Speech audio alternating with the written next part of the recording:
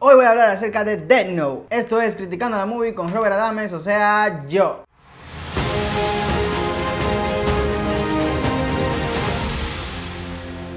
Pues sí, hoy voy a hablar acerca de Death Note, una película adaptada de un anime y un manga, pero adaptada por estadounidenses. Lo que más me sorprende de la película es que Netflix haya querido tomar esto, ya que normalmente se caracteriza por hacer cosas realmente originales. Y esto es como la adaptación de una adaptación. Y de la manera estadounidense a algo que es asiático. La película tiene como actores principales a Nat Wolff y Willem Dafoe. Y el director es Adam Wingard, que ha dirigido varias películas de terror y horror, como tú quieras llamarle. La película trata básicamente acerca de este muchacho que recibe esta libreta de la muerte, que afuera dice libreta de la muerte, lo que me pareció demasiado obvio. Y junto con ella recibe un, digamos, demonio o el mismo Satanás que hace que esas muertes se lleven a cabo o se cerciora de que se lleven a cabo, pero también influye un poco en las decisiones que toma ese muchacho. El conflicto inicia realmente porque eso lo hace él como una especie de dios, cuando lo comparte con su novia y cuando el mejor investigador del mundo prácticamente es encargado de descubrir cómo todas estas personas están muriendo sin ninguna manera aparente. Aparte de que él hace de esas muertes, digamos que un espectáculo, y decide venderse a sí mismo como un dios. Ustedes pensarán que les he dicho mucho, pero todo eso es como los 30 primeros minutos de la película, que explica totalmente por qué era un anime de 30 y tantos capítulos. Realmente es una historia muy condensada, probablemente a mucha gente le molesta que se haya condensado el anime y muchos elementos que hayan utilizado, y por eso ha recibido más críticas negativas, pero debemos entenderlo más como una película independiente, una adaptación a su estilo y estética del director que tenemos, y no tanto como la llevada a live action o acción real de este anime, sino más bien como su versión del anime. Me imagino que hay muchos fans en desacuerdo con esta película, sobre todo que es una gringada, podríamos decirlo así, y no la realidad de la historia per se. Entonces pasemos de una vez a los 3 puntos positivos.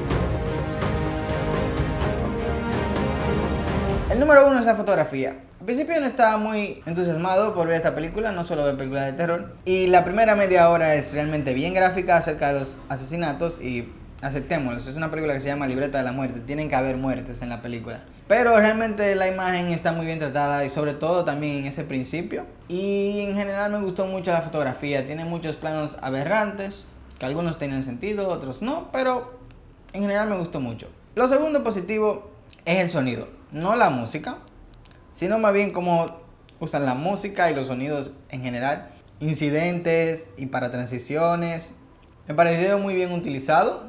Y por ejemplo al principio empieza desde que empieza con una lluvia y hay unos truenos y yo pensé que era simplemente dramatizando el momento, pero realmente simplemente empieza a llover. Creo que en general los sonidos en general fueron usados de una manera creativa. Tal vez pudieron haber utilizado más el sonidito que casi nunca escuchamos de cómo suena la fricción entre un lápiz y una hoja.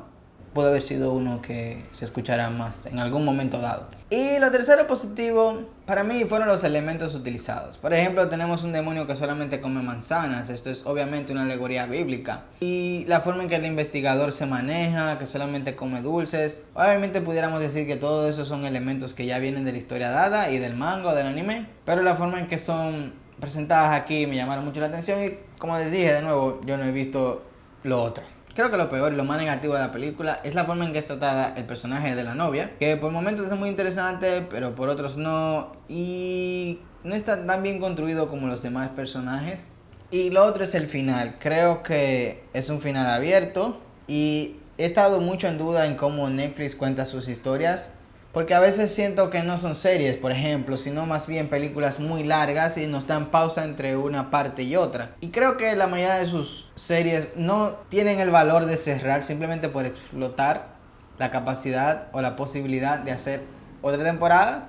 Y dejan las series muy abiertas y después pasan cosas como la que sucede con Sense8, que la historia no se ha terminado y es porque no se ha terminado. Para mí la creatividad y la belleza de una película, que lo diferencia de una serie, es que tiene un final. Y sí, el cierre le da ya, le quita bastante a la película, en mi opinión. Pero después de eso fue muy entretenida, los temas me gustaron bastantes. El final, al mismo tiempo que no me gustó, es bien agridulce, lo cual me llamó la atención.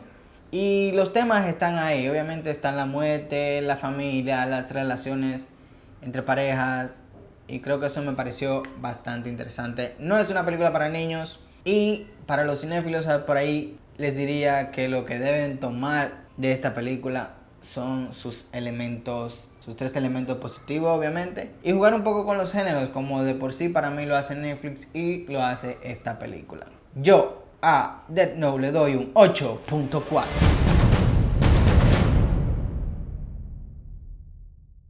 Nada, no olviden comentar, suscribirse y darle a like. Y tampoco olviden, miren cine, critíquenlo y aprendan algo nuevo. Hasta la próxima.